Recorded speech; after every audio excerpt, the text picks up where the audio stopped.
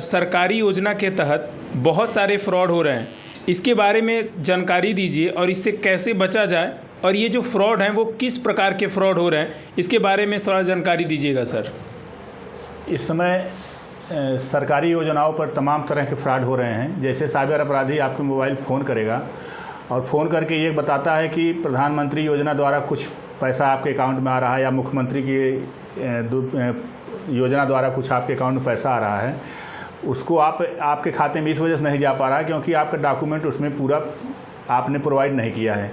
तो उसके लालच में जो है वो साइबर अपराधी जो है उससे अपना जो है उनका डॉक्यूमेंट मांगता है कि आप अपना आधार कार्ड, पैन कार्ड या ऐसा कोई डॉक्यूमेंट दीजिए जिससे आपके खाते में ऐड कर दिया जाए और आप वो पैसा जो है आपके खाते में आ जाए।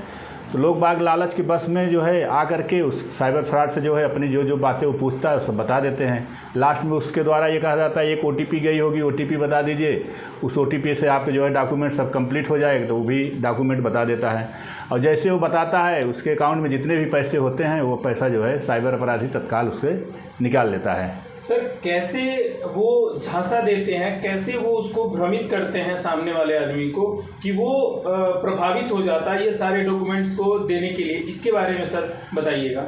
इस समय थोड़ा सा बेरोज़गारी इतनी ज़्यादा चल रही है जिसके संबंध में लोग लालायित हो जाते हैं कि सरकार द्वारा कुछ पैसा मेरे अकाउंट में आया होगा। उसी लालच में आकर के उस साइबर फ्रॉड से अपने जितने भी डॉक्यूमेंट होते हैं उनके द्वारा सब उसको प्रोवाइड करा दिया जाता है। केवल लालच ही है, बाकी और कोई ऐसी चीज़ें नहीं है। अगर आपके साथ कोई ऐसी घटना घट जाती है तो सबसे पहले आप साइबर हेल्प नंबर 1930 पर कॉल करके आप उसको जो है अपनी कंप्लेंट नोट करा दें, और हो सके तो नज़दीक के थाने या साइबर थाने में जा कर के ये जो है अपनी कंप्लेंट नोट कराएं। कोई भी साइबर अपराधी कभी भी किसी योजना के बारे में अगर आपसे डॉक्यूमेंट मांगता है तो कृपया आप उसको कतई मत दें। उस संस्था के ऑफिस जा कर के उसको पहले आप उसके बारे में जानकारी करें, क्या ऐसी कोई योजना आई है। अगर आई है तो जो भी डॉक्यूमेंट है आप वहाँ ऑफिस में दीजिए, उसको उसके द्वारा पूछे गए कागजात जो भी मांगे जाते हैं उसको कतई नहीं आप प्रोवाइड कराइए। ठीक है सर। तो सर सरकारी योजना के तहत और भी बहुत सारे फ्रॉड हो रहे हैं, जो कि और कौन कौन से ऐसे फ्रॉड होते हैं जो सरकारी योजना के नाम पर, इसके बारे में सर थोड़ा जानकारी दीजिएगा।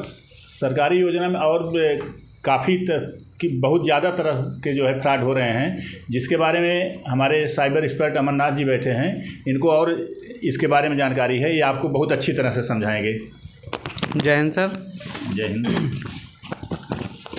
सरकारी योजना के नाम पर सबसे बड़ा एक फ्रॉड हो रहा है जिसमें ज़्यादा से ज़्यादा लोग साइबर अपराधी बन जा रहे हैं, उनके नाम से फर्जी खाते खोले जा रहे हैं। हो क्या रहा है कि गांव में घूम के क्या नाम है, जैसे PM किसान योजना हो गया जो सम्मान निधि आती है 2-2 हज़ार रुपये का, और PM आवास योजना, मतलब इस तरीके का सरकारी योजनाओं का नाम लेकर कुछ 2 या 4 बंदे आते हैं जो गांव में आते हैं, उनके पास रहते हैं हमेशा, उनके पास सिस्टम्स रहता है। वो खास करके ऐसे गांव को निशाना बनाते हैं, अपना टारगेट कर रखते हैं जहां की साक्षरता थोड़ी कम हो।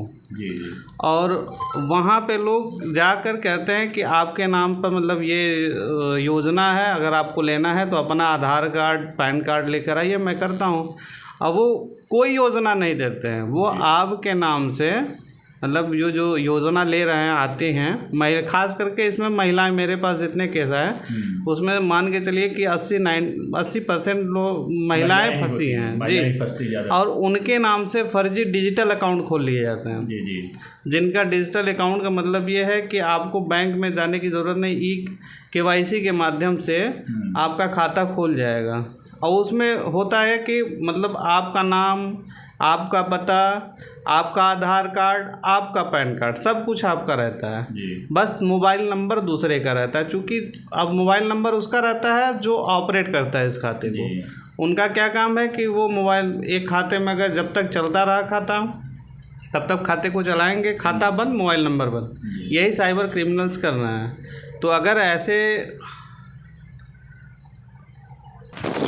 अगर मान लीजिए ऐसे किस्म के जो है साइबर अपराधी गांव में घूम रहे हैं, इससे बचने का क्या उपाय है, कैसे बचा जा सकता है इनसे? हाँ, इनसे बचा जा सकता है। जब भी कोई, मान लीजिए हम ये नहीं कह रहे हैं कि सभी लोग गलत हैं, अब वो जब भी आएंगे आपके गांव में आते हैं अगर, तो कोई भी एक बंदा ऐसा हो कि उनसे पूछे कि आप कहाँ से आए हैं, तो अधिकांश लोग ये बताते हैं कि मैं ब्लॉक से आया हूँ।